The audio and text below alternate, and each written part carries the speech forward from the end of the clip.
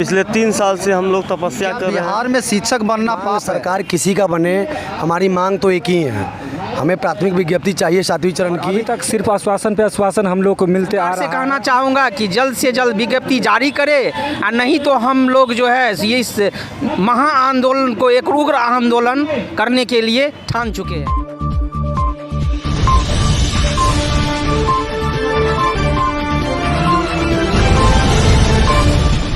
बिहार की राजनीति में एक बड़ा उलटफेर फिर से हो गया है, जिसका सबको इंतज़ार था। वो खबर अब सबको मिल चुकी है।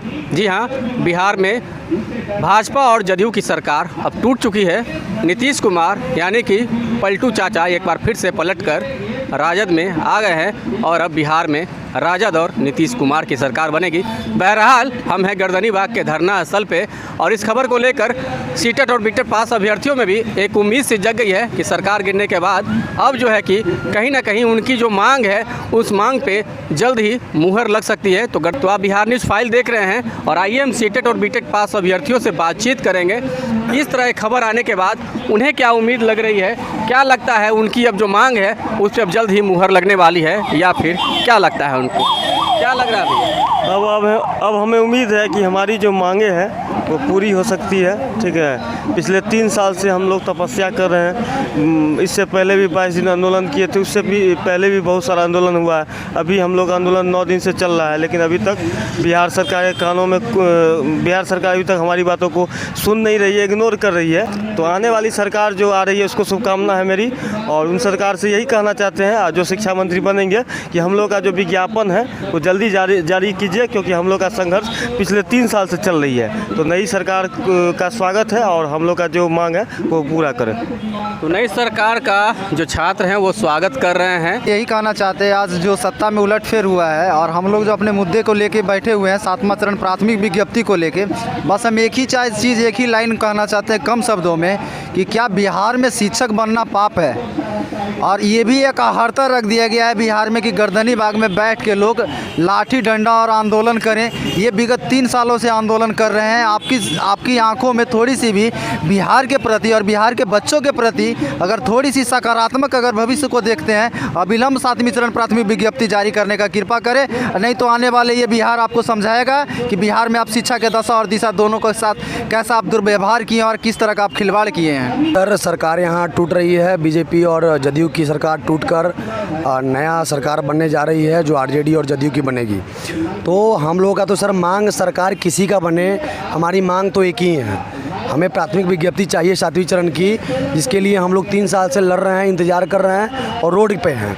तो ये नेता सब एक ही किस्म के हैं, बड़ी बड़ी बातें करते हैं, जो शिक्षा व्यवस्था को है उसको सुदृढ़ करने की बात करते हैं, लेकिन शिक्षकों के कमी की वजह से बिहार जो है, बिहार की शिक्षा व्यवस्था बिल्कुल एकदम गर्त में चली गई है और बिल्कुल समझ लीजिए कि शिक्षा व्यवस्था एकदम चौपट हो गई है। तो इसको अविलंब पटरी पर लाने के लिए, सही करने के लिए माननीय शिक्षा मंत्री अभी जो वर्तमान में हैं, या फिर आगे अगर कोई शिक्षा मंत्री अगर बदलाव होता है, शिक्षा मंत्री दूसरे कोई बनते हैं, तो उन सभी से एक ही मेरा आग्रह है कि अविलंब आप शिक्षकों की भर्ती प्रारंभ कीजिए।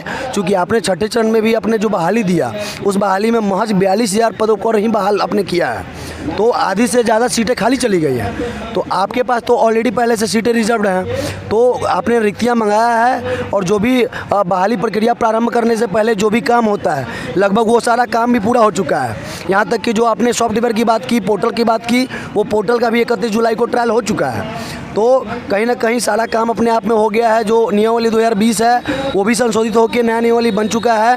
तो अब कहीं से आपको विज्ञप्ति जारी करने में कहीं से कोई दिक्कत परेशानी नहीं है। तो आप अविलंब 7वें चरण की प्राथमिक विज्ञप्ति जारी करें, ताकि हम लोग इस रोड पर ना रहकर हम लोगों का जहाँ जो स्थान है विद्यालय में, विद्यालय जाकर और शिक्षा देने का जो अधिकार हम लोगों के पास है, उस अधिकार को हम लोग पूरा कर सकें। सबसे पहली बात यह है कि हम लोग एक भविष्य के जो है सो भावी शिक्षक बनने वाले तमाम अभ्यर्थी यहाँ बैठे हुए हैं। विगत 9 दिनों से और आज भी हम लोग जो है सो उसी तरीके से निरंतर यहाँ पर अपनी बातों को जो है सरकार के बीच में रखते आ रहे हैं और अभी तक सिर्फ आश्वासन पे आश्वासन हम लोग को मिलते आ रहा है और हमेशा आश्वासन देकर ही जो है सो टाल दिया जाता है। और रह गई बात सरकार गिरने की और बनने की, तो हम लोग जो है सो पार्टी पॉलिटिक्स से कोई मतलब नहीं रखते हैं।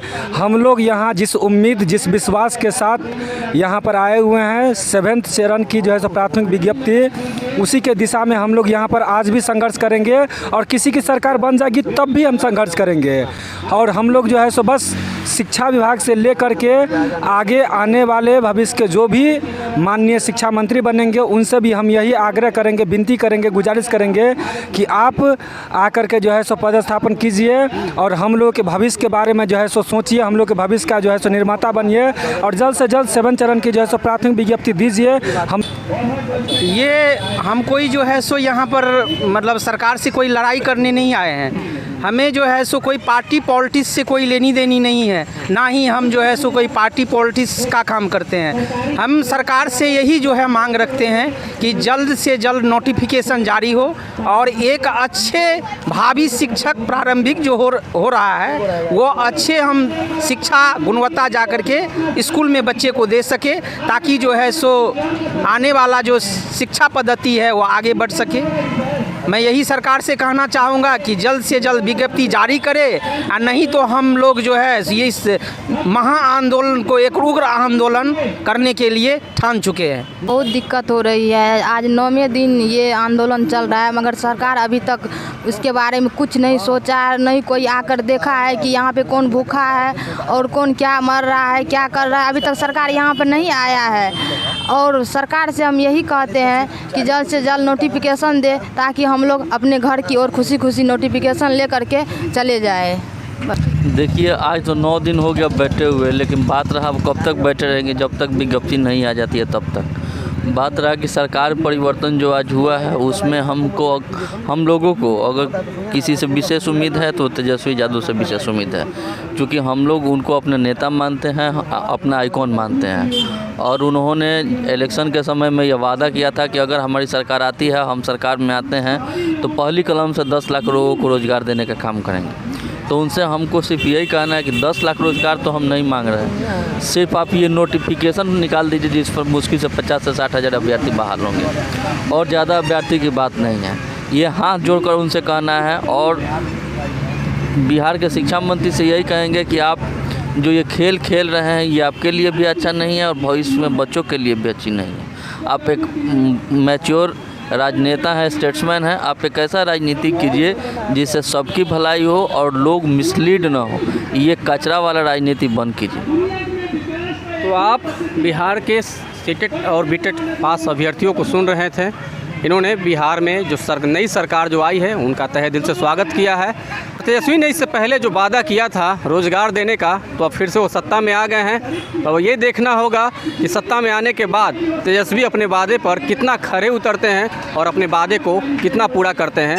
हालांकि सीटेट और बीटेट पास अभ्यर्थी ने उनसे उम्मीद जता दी है, उनसे पहले भी उम्मीद था कि तेजस्वी यादव सत्ता में आएंगे तो हम लोगों का कल्याण करेंगे। बहरहाल ये देखना होगा कि तेजस्वी यादव अब इन लोगों के लिए क्या करते हैं। तो आप देख रहे थे बिहार न्यूज़ फाइल और अब तक हमने हमारे चैनल को आपने सब्सक्राइब नहीं किया है तो इसे सब्सक्राइब कर लीजिए और आप हमें फेसबुक पर देख रहे हैं तो हमारे पेज को लाइक करें और हमें ट्विटर पर फॉलो करना ना भूलें। धन्यवाद।